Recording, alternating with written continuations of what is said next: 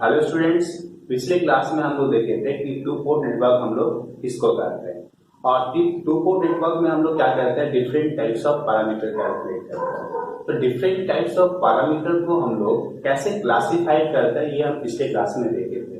हम क्लासिफाई कैसे करते हैं, उसके डिपेंडेंट और इंडिपेंडेंट वेरिएबल्स के अकॉर्डिंग में डिफरेंट टाइप्स ऑफ पैरामीटर को हम लोग क्लासिफाई करते हैं। तो फर्स्ट पैरामीटर जो मेरा था वो मेरा क्या था, इंपीडेंस पैरामीटर, और इसको बोल सकते हैं जेड पैरामीटर। तो जेड पैरामीटर में हम लोग देखे थे कि जेड पैरामीटर में डिपेंडेंट वेरिएबल्स कौन सा था, V1 and V2।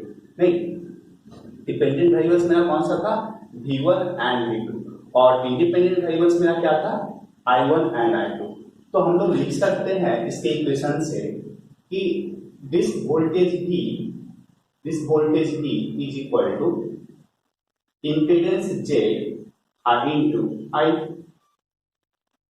Impedance Z into I। जो वेरिएबल्स को हम लोग लेफ्ट हैंड साइड में लेते हैं वो मेरा क्या होता है, डिपेंडेंट होता है, और जो राइट हैंड साइड में हम लोग लेते हैं उसको हम लोग क्या करते हैं, इंडिपेंडेंट वेरिएबल्स करते हैं। ठीक, तो अगर ये वोल्टेज है, अगर ये मेरे पास वोल्टेज है तो V is equal to actually होता क्या है, I इंटू R।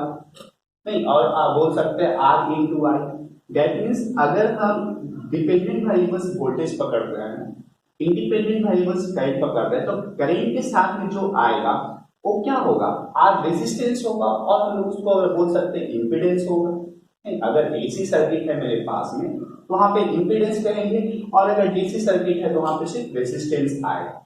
ठीक, तो इसका जनरल इक्वेशन जो मेरा होगा जेड पैरामीटर के लिए, उसको हम लोग कैसे दिखा सकते हैं, this voltage V is equal to Z I into I. ठीक, तो ये मेरा लीनियर नेटवर्क है। इसमें हम क्या लिए, दो वोल्टेज दिया है, एक इनपुट के लिए, दूसरा आउटपुट के लिए। ठीक, और इनपुट का करंट को बोल रहे हैं I1 और आउटपुट के करंट को हम लोग बोल रहे हैं I2। देखिए इस नेटवर्क में जो इंपॉर्टेंट चीज है ये आपका क्या, V1, I1, V2 and I1। ठीक है, इसमें आपको ध्यान रखना है कि I1 और I2 का डायरेक्शन, I1 एंड I2 का जो डायरेक्शन होगा, I1 एंड I2 का जो डायरेक्शन होगा ये बहुत ही इंपॉर्टेंट है। इसको आपको ध्यान में रखना है कि I1 का जो डायरेक्शन होगा इस टू पोर्ट नेटवर्क के अंदर की तरफ जा रहा होगा, और ये भी करंट का जो डायरेक्शन होगा अंदर की तरफ होगा। ठीक, क्योंकि अगर आप यहाँ पे गलती करते हैं तो आपका जो रिजल्ट आएगा, जब आप प्रॉब्लम सॉल्व करेंगे तो वहां से आपका रिजल्ट जो आएगा वो गलत आएगा। तो इसका ध्यान रखेंगे कि I1 और I2 का डायरेक्शन को क्या लेना है, दोनों को अंदर की तरफ लेना। ठीक, तो हम इसको, इस वोल्टेज करंट और इसके अंदर का जो पैरामीटर होगा जेड पैरामीटर को, इसको हम इस इक्वेशन से रिप्रेजेंट कर सकते हैं। क्लियर, तो यहां तक समझ में आया। अब देखिए वोल्टेज इनपुट में जो मेरा है, इनपुट में वोल्टेज V1 और आउटपुट में वोल्टेज V2, उसको हम एक साथ लिख सकते हैं। नहीं, V1 V2 is equal to, ये मेरा हो जाएगा जेड पैरामीटर।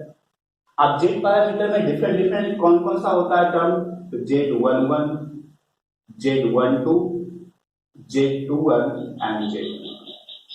ठीक है, और I के लिए क्या आएगा, I1। अब ये जो इक्वेशन मिला, ये इक्वेशन आपको किस फॉर्म में मिला है, मैट्रिक्स के फॉर्म में मिला, मैट्रिक्स के फॉर्म में। ये वोल्टेज का मैट्रिक्स, ये पैरामीटर जेड पैरामीटर का मैट्रिक्स, और ये मेरा करंट का मैट्रिक्स है। हम चाहिए इसको इक्वेशन के फॉर्म में अलग अलग करके लिख सकते हैं। नहीं, तो क्या हो जाएगा, देखिए इधर V1 is equal to Z11 into I1, Z11 into I1 plus Z12 into I2 plus Z12 into I2। ठीक, this is equation number 1। Clear.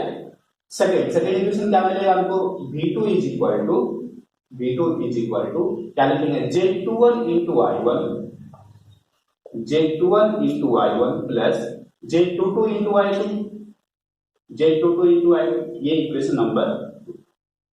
ठीक है, ये मेरा दो इक्वेशन मिला। तब देखिए ये मेरा जो हो गया V1 और V2 को हम लोग इसके फॉर्म में रिप्रेजेंट कर दिए in terms of I1 and I2। ठीक, तो अगर सपोज हमको Z11 फाइंड आउट करना, Z11। तो इसी तरीके से अगर हम चाहें सपोज कि अगर इस टर्म को जीरो बना देते हैं, इस टर्म को अगर हम जीरो बना देते हैं तो Z11 is equal to simply हमको क्या मिलेगा V1 अपॉन I1। नहीं, तो हम देखेंगे इस टर्म को कैसे बनाते हैं जीरो, बट अगर हम किसी भी तरीके से इस टर्म को अगर आप जीरो बना हम लोग जीरो बना पाए तो हम Z11 इज इक्वल टू लिख सकते हैं V1 upon I1। That means V1 और I1 का जो रेशियो होगा वो मेरा क्या देगा Z11 देगा। इसी तरीके से अगर सपोज हमको Z12 फाइंड आउट करना होगा सपोज, तो अगर किसी तरीके से इस टर्म को अगर आप जीरो बना दिए तो हम Z12 इज इक्वल टू लिख सकते हैं V1 upon I2, V1 upon I2। तो मेरा कहने का मतलब ये हुआ कि अगर आपको Z11 फाइंड आउट करना हो या Z12 फाइंड आउट करना हो या Z21 फाइंड आउट करना हो या Z22 फाइंड आउट करना हो तो आपको जो रेशियो मिलने वाला है वो रेशियो मिलेगा in terms of V1 by I1 और V1 अपॉन I2 और V2 अपॉन I1 और V2 upon I2। That means in terms of voltage and current का जो रेशियो हमको मिलेगा वही आपका क्या देगा जेड पैरामीटर देगा। तो इसको एक बार अच्छे से समझते हैं कि कैसे हमको मिलता है। देखिए ये मेरा लीनियर नेटवर्क है, तो इस नेटवर्क के अंदर मेरा एक ब्लैक बॉक्स की तरह ना अंदर हमको नहीं मालूम कि अंदर में क्या है, कौन सा कितना रेजिस्टेंस है, कैसा कनेक्शन है, हमको नहीं पता उसके बारे में, बट ये अंदर में ब्लैक बॉक्स की तरह है। तो अगर इसके अंदर के पैरामीटर को फाइंड आउट करना होगा तो आप क्या करेंगे, आप बाहर से कोई सोर्स अप्लाई करेंगे, करंट मेजर करेंगे और उसी वोल्टेज, क्योंकि आपके पास सोर्स और करंट ये दो चीज मालूम होगा, वोल्टेज करंट ये दो चीज आप बाहर से बता सकते हैं, मेजर करके बोल सकते हैं, फाइंड आउट कर सकते हैं कि कितना हो सकता है। तो ये दोनों का जो रेशियो होगा यही इसके अंदर के पैरामीटर को देगा, क्योंकि यही रेशियो को तो हम देख पाएंगे, अंदर क्या है तो हम नहीं देख पाएंगे, तो ब्लैक बॉक्स की तरह अंदर में नहीं है, हमको नहीं मालूम कि अंदर में क्या है। तो ये वोल्टेज करंट का जो रेशियो देगा वही ना डिफरेंट टाइप्स का पैरामीटर देगा। क्लियर? तो फर्स्ट में हम फाइंड आउट करें कि Z11 कैसे फाइंड आउट करते हैं। तो Z11 को फाइंड आउट करने के लिए इस टर्म को आपको जीरो बनाना पड़ेगा। तो आप बताइए कि इस टर्म को कैसे जीरो बनाएंगे, क्या Z12 को जीरो बना सकते हैं? ये तो आपका पैरामीटर है ना, Z12 अंदर का कोई रेजिस्टेंस होगा, इसको हम कैसे जीरो बना सकते हैं? इसको हम जीरो नहीं बना सकते। मेरे पास एक टर्म सिंगल टर्म कौन सा है I2 को चाहेंगे तो हम जीरो बना सकते हैं। ठीक, तो I2 को कैसे जीरो बनाएंगे? देखिए I2 मेरा कौन सा करंट है, ये आउटपुट का करंट है। I2 मेरा कौन सा करंट है, आउटपुट का करंट है। इस करंट को अगर हमको जीरो बनाना होगा तो क्या करेंगे, इस सर्किट को अगर हम ओपन कर दें, इस सर्किट को अगर हम ओपन कर देंगे तो क्या होगा, I2 जीरो हो जाएगा। नहीं, तो फर्स्ट में हम कर रहे हैं, ध्यान देंगे,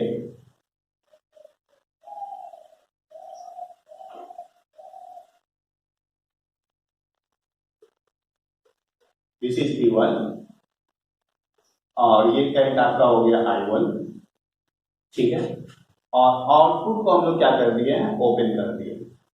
अच्छा, अगर हम आउटपुट को ओपन करेंगे, तो क्या यहाँ पे वोल्टेज जीरो होगा? नहीं, वोल्टेज तो जीरो नहीं होगा। अगर ओपन सर्किट भी कहीं पे होता है तो वहां पे हमको वोल्टेज मिलता है। फॉर एग्जाम्पल, अगर आपका एक रेसिस्टेंस है यहाँ पे और ये आपका वोल्टेज सोर्स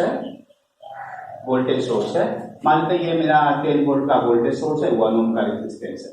अगर ये सर्किट आपका इस टर्मिनल पे ओपन है, यहाँ पे वोल्टेज कितना मिलेगा, इस वोल्टेज सोर्स का जो वैल्यू है वही वोल्टेज यहाँ पे मिलेगा, क्योंकि इस पाथ से कोई करंट पास नहीं करेगा। तो यहाँ पे current I equal to 0, that means drop across 1 ohm resistance is equal to 0, that means यहाँ पे वोल्टेज कितना मिलेगा, 10 वोल्ट। तो देखिए ओपन सर्किट कंडीशन रहने के बावजूद भी हमको यहाँ पे वोल्टेज मिला। सिमिलरली यहाँ पे मेरा वोल्टेज हमको यहाँ पे मिलेगा, इस वोल्टेज को हम लोग क्या कहेंगे, V2 कहेंगे। बट इस पाथ के थ्रू जो करंट होगा, इस करंट का वैल्यू क्या लेंगे हम लोग, I2 इज इक्वल टू 0। तब यहां से देखिए तो अगर I2 को 0 बनाएंगे तो V1 इज इक्वल टू क्या लिख सकते हैं, फ्रॉम इक्वेशन 1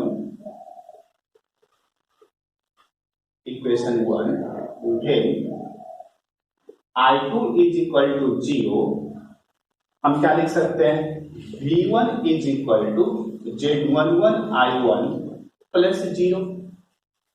नहीं, V1 इज इक्वल टू क्या मिलेगा, Z11 I1 और प्लस I2 0 होने से ये टर्म आपका 0 हो जाएगा, is equal plus 0। Therefore Z11 is equal to क्या मिलेगा, V1 अपॉन I1, क्या मिलेगा, V1 अपॉन I1। ठीक है, अब देखिए तो इसी कंडीशन में, इसी सर्किट कंडीशन में हम लोग चाहेंगे तो Z21 भी निकाल सकते हैं, Z21 भी निकाल सकते हैं। क्यों, क्योंकि I2 मेरा 0 हो चुका है तो ये भी टर्म आपका 0 हो जाएगा।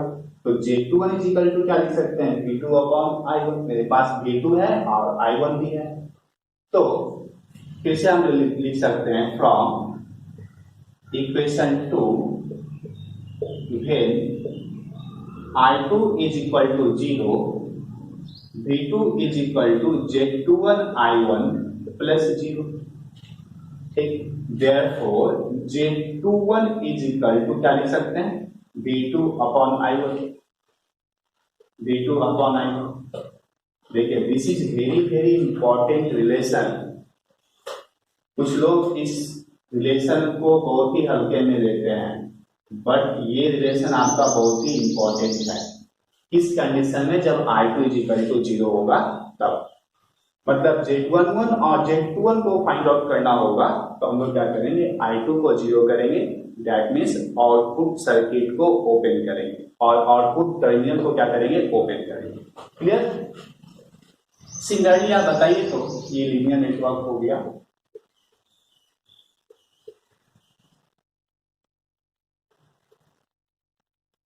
लीनियर नेटवर्क हो गया। सिमिलरली आप बताइए तो कि अगर हमको Z12 और Z22 फाइंड आउट करना होगा तो हमको क्या करना पड़ेगा, I1 को 0 बनाना पड़ेगा। नहीं, तो I1 को 0 कैसे बनाएंगे, इनपुट वाले टर्मिनल को ओपन करेंगे। ठीक, इनपुट वाले टर्मिनल को ओपन कीजिए,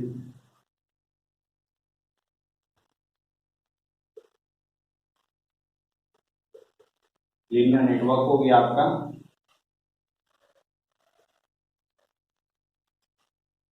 अब मेरा जो वोल्टेज सोर्स होगा वो अप्लाई करेंगे कहां पे, आउटपुट पे अप्लाई करेंगे। ठीक है, तो ये जो वोल्टेज होगा मेरा V1 वोल्टेज हमको मिलेगा, बट यहाँ पे करंट कितना होगा, करंट यहाँ पे I1 इज इक्वल टू 0। ठीक, this is V2 and this is I2। ठीक, अब बताइए from equation 1 when I1 is equal to 0, तो हम लोग क्या लिखेंगे, देखिए तो V1 is equal to 0 plus Z12 I2, V1 is equal to 0 plus Z12 into I2। ठीक, तो Z12 is equal to क्या मिलेगा, Z12 is equal to क्या मिलेगा बताइए, V1 upon I2, V1 upon I2 मिलेगा ना, V1 अपॉन I2। सिमिलरली अगर इक्वेशन 2 में I1 इज इक्वल टू 0 करेंगे तो हमको क्या मिलेगा, Z22 is equal to V2 upon I2। तो from equation 2 when I1 is equal to 0, हम लोग लिख सकते हैं V2 is equal to 0 plus Z22 I into I2। Therefore Z22 is equal to क्या लिखेंगे, V2 अपॉन I। ठीक, तो ये रिलेशन हमको मिला Z22 का। This is also very important. हम लोग जब प्रॉब्लम करेंगे तो कैसे हम इसको यूज करेंगे, कैसे फाइंड आउट करेंगे, by using this relation and using this concept making input circuit open और वहां से हम लोग कैसे निकालेंगे, जब प्रॉब्लम करेंगे तब हम उसको डिस्कस करेंगे फिर से। बट आपको ये चार आपको ध्यान में रखना है कि कैसे हम लोग फाइंड आउट करते हैं। अब देखिए यहां तक समझ में आया होगा आप लोगों को?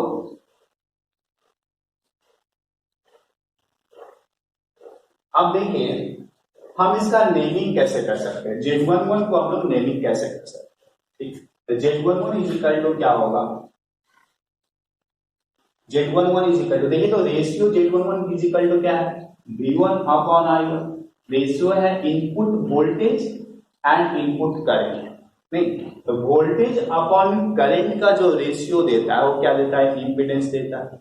लेकिन ये वोल्टेज किसका है, ये इनपुट साइड का वोल्टेज और इनपुट साइड का करंट, नहीं तो इनपुट साइड का वोल्टेज और इनपुट साइड का करंट का अगर रेशियो होगा तो हम उसको क्या बोलेंगे, ये मेरा इनपुट इंपीडेंस है, नहीं इसको हम लोग क्या बोल सकते हैं, इनपुट इंपीडेंस बोल सकते हैं। तो Z11 इज इक्वल टू क्या है मेरा, इनपुट इंपीडेंस। इनपुट इंपीडेंस क्यों होगा, क्योंकि it is the ratio of input voltage and input current, ठीक। सिमिलरली बताइए तो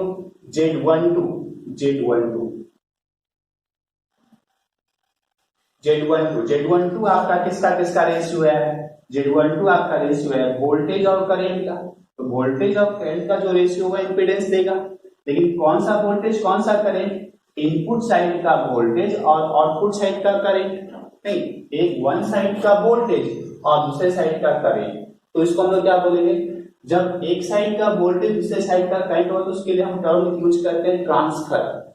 उसके लिए हम लोग क्या यूज करते हैं, ट्रांसफर। तो हम इसको लिखेंगे क्या, transfer impedance, transfer impedance.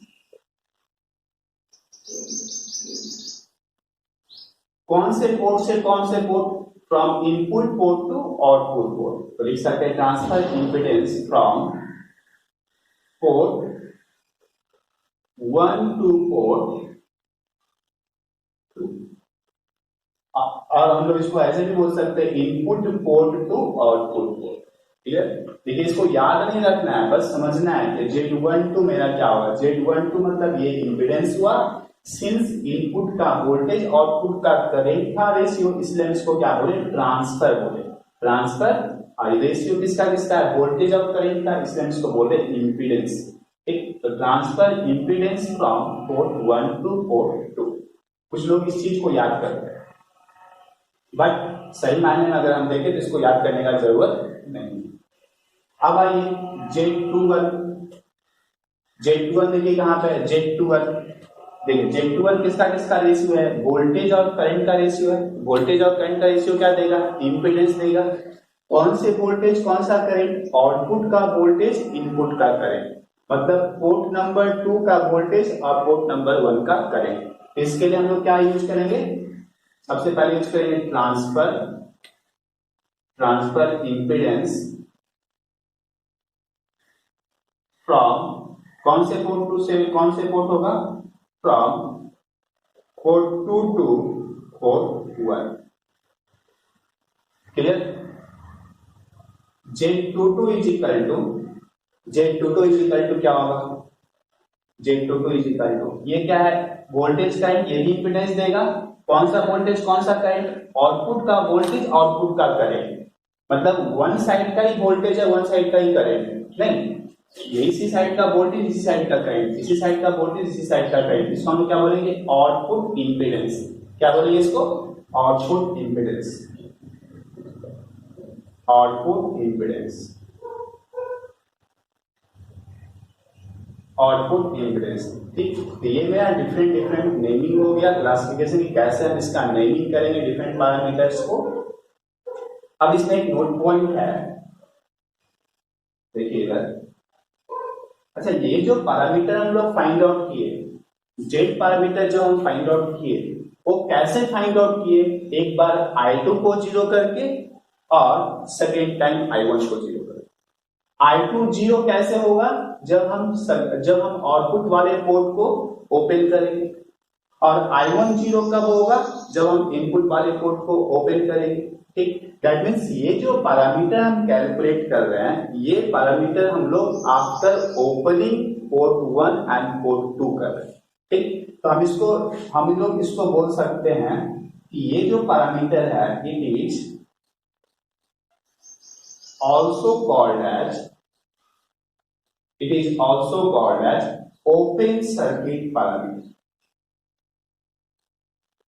Open circuit parameter क्यों कह रहे हैं? क्योंकि हमको ये जो पैरामीटर मिल रहा है, ये पैरामीटर कब मिल रहा है? जब हम सर्किट को ओपन करें, एक बार इनपुट को ओपन कर रहे हैं और सेकेंड टाइम में आउटपुट को ओपन कर रहे हैं। ठीक, तो आप लोग इसको नोट कर लेंगे सारे पॉइंट को कॉपी में। अब देखिए क्या है नेक्स्ट, इसका इक्विवेलेंट सर्किट। ये तो आपका नेटवर्क है ना पूरा, अंदर में ब्लैक बॉक्स है, हमको दिख नहीं रहा है कि इसके अंदर में क्या क्या है, तो हम चाहेंगे तो इसके इक्विवेलेंट सर्किट से रिप्लेस कर सकते हैं। ठीक, तो मेरे पास इक्वेशन क्या था? इक्वेशन था V1 is equal to Z11 I1 plus Z12 I2 and V2 is equal to क्या था? Z21 I1 plus Z22 I2। This is equation 1 and this is equation 2। ठीक, इसका इक्विवेलेंट सर्किट कैसा होगा?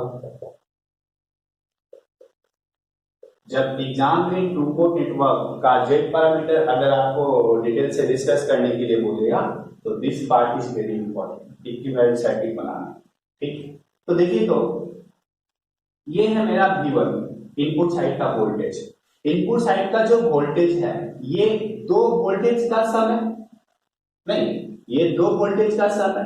तो Z11 I1 ये input का voltage input के करंट पे डिपेंड करता है।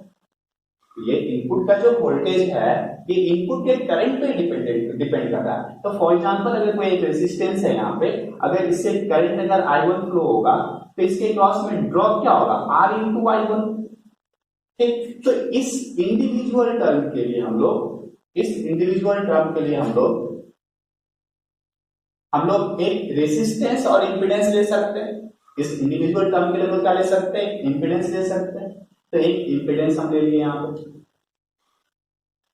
और इस इंपीडेंस का वैल्यू कितना होगा? Z11। ठीक है, next this voltage plus this voltage. अब देखिए ये जो वोल्टेज है आपका, ये वोल्टेज किसके ऊपर डिपेंड कर रहा है? ये I2 के ऊपर डिपेंड कर रहा है, I2 के ऊपर डिपेंड करा। और I2 कौन सा करंट है? आउटपुट का करंट है। I2 मेरा कौन सा करंट है? आउटपुट का करंट है। दैट मींस ये जो वोल्टेज है, ये वोल्टेज किसी दूसरे ब्रांच के करंट पे डिपेंड कर रहा है, किसी दूसरे ब्रांच के करंट के ऊपर डिपेंड कर रहा है। ये जो वोल्टेज था मेरा, वो सेम ब्रांच के करंट के ऊपर डिपेंड कर रहा है, बट ये जो वोल्टेज है वो किसी दूसरे ब्रांच के वोल्टेज के ऊपर डिपेंड कर रहा है। दैट मींस ये जो वोल्टेज सोर्स होगा, ये वोल्टेज सोर्स कैसा होगा? डिपेंडेंट वोल्टेज सोर्स होगा। कैसा होगा? डिपेंडेंट वोल्टेज सोर्स होगा। तो इसको हम लोग रिप्रेजेंट कर सकते हैं डिपेंडेंट वोल्टेज सोर्स। और डिपेंडेंट वोल्टेज सोर्स को हम लोग कैसे रिप्रेजेंट करते हैं आप लोगों को मालूम होगा। ठीक, अब देखिए, अगर सपोज हम यहाँ पे वोल्टेज लेते हैं V1, यहाँ पे वोल्टेज लेते हैं V1 और मानते हैं कि इस ब्रांच में करंट फ्लो हो रहा है कितना? I1। ठीक, तो ड्रॉप हमको यहाँ पे कितना मिलेगा? प्लस माइनस, ये ड्रॉप कितना होगा? Z11 R into I1। ठीक, सिंस दो वोल्टेज का सम है तो ये आया प्लस माइनस। तो नेक्स्ट जो पोलरिटी होगा वो क्या होगा? ऊपर में प्लस होगा, नीचे में माइनस होगा, क्योंकि दोनों का समेशन होना है। तो समेशन कब होगा? तो प्लस माइनस, फिर से प्लस, फिर से माइनस होगा। और इस वोल्टेज सोर्स का जो वैल्यू होगा कितना के बराबर होगा? Z12 into I2, Z12 R into I2। Clear? Next,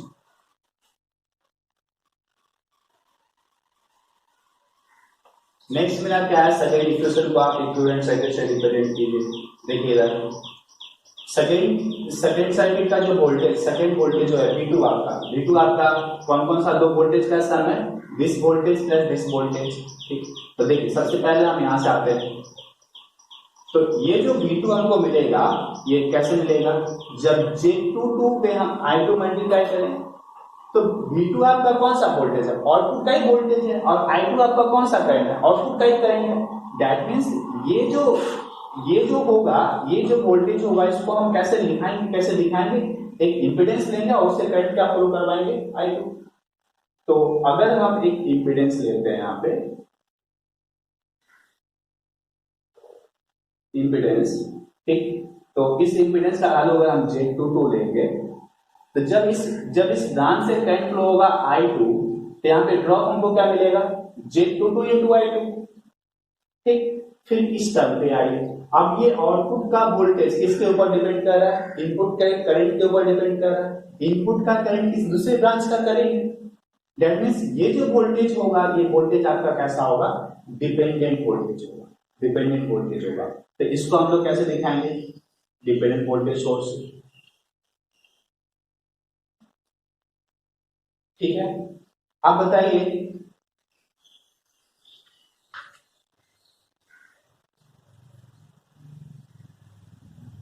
ये जो वोल्टेज होगा मेरा plus minus, this is V2 and this is I2,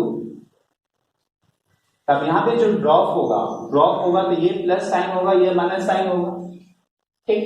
Z22 into I2, drop कितना होगा यहाँ पे, Z22 और into I2। अब इस वोल्टेज ड्रॉप में आप इसको वोल्टेज को ऐड करना है, तो कैसे ऐड होगा, ये प्लस लेंगे ये माइनस लेंगे, क्योंकि ये साइन प्लस है फिर माइनस है, फिर प्लस फिर माइनस, तब जाके ऐड होगा। दैट मींस इसका वोल्टेज का वैल्यू कितना होगा, Z21 और into I2, Z21 into I2। तो यही मेरा क्या होगा, equivalent circuit for Z parameter, for Z parameter. अब देखिए कुछ स्पेशल केसेस होता है कि जब हम लोग बोलते हैं कि नेटवर्क जो मेरा होगा वो सिमेट्रिकल होगा और नहीं तो रेसिप्रोकल होगा, सिमेट्रिकल होगा और नहीं तो रेसिप्रोकल होगा। तो नोट में आपको लिखेंगे if Z11 is equal to Z22, that means input impedance और आउटपुट इंपीडेंस दोनों अगर इक्वल मिला, तब इस केस में हम नेटवर्क को क्या कहेंगे, then the network is symmetrical, then the network is symmetrical, first number।